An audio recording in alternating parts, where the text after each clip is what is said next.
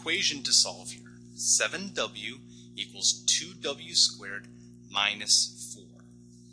Now, our goal on problems like this is going to eventually call upon the zero product property, which says that if a, b equals 0, then a equals 0 or b equals 0. So we have to go through some process in order to get this into a product that is equaling to 0, that equals 0.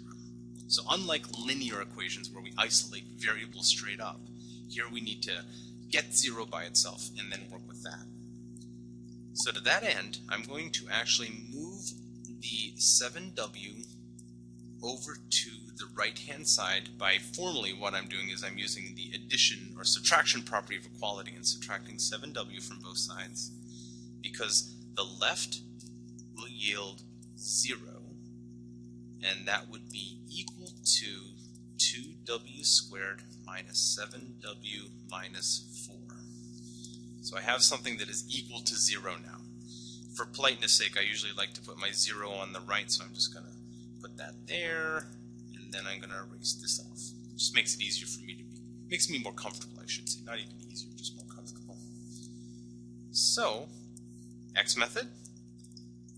What are a couple of numbers that add to be negative 7, the coefficient to the w, and multiply to be negative 8, the product of the constant term and the quadratic term? Well, two numbers that do that would of course be negative 8 and positive 1. Negative 8 times 1 is negative 8, and negative 8 plus 1 is negative 7. So that means that this would factor into almost w minus 8, w plus 1.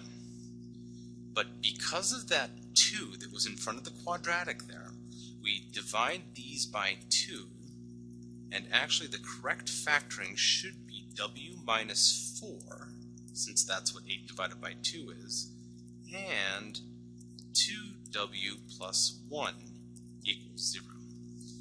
Now, for anybody who's not in my class watching this video, this technique that I'm doing is just the way that we have discovered is easiest to teach and understand for students to be able to practice problems. But any method that you use to factor your quadratic is completely valid here and will yield the same answer. Now, the zero product property can be applied because we have a couple of things that are multiplying to be 0. So that would mean that either w minus 4 would equal 0, or 2w plus 1 would be equal to 0. So, adding 4 over here would say that, well, w could be 4, or over here, if we subtract 1 and then divide by 2, we are seeing that w could be equal to negative 1/2. So w will either equal 4 or negative 1/2 for this particular equation.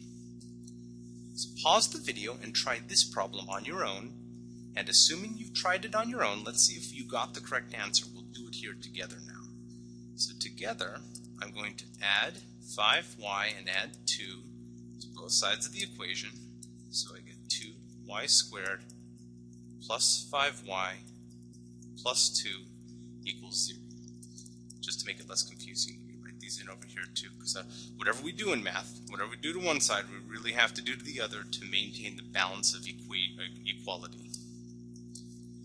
X method for me is adding numbers 5, multiplying numbers are 2 times 2, which is 4. And so two numbers that we know that add to 5 and multiply to 4 would be, well, that would have to be 1 and 4. 1 times 4 is 4. 1 plus 4 is 5. So the factoring is we wish y plus 1, y plus 4.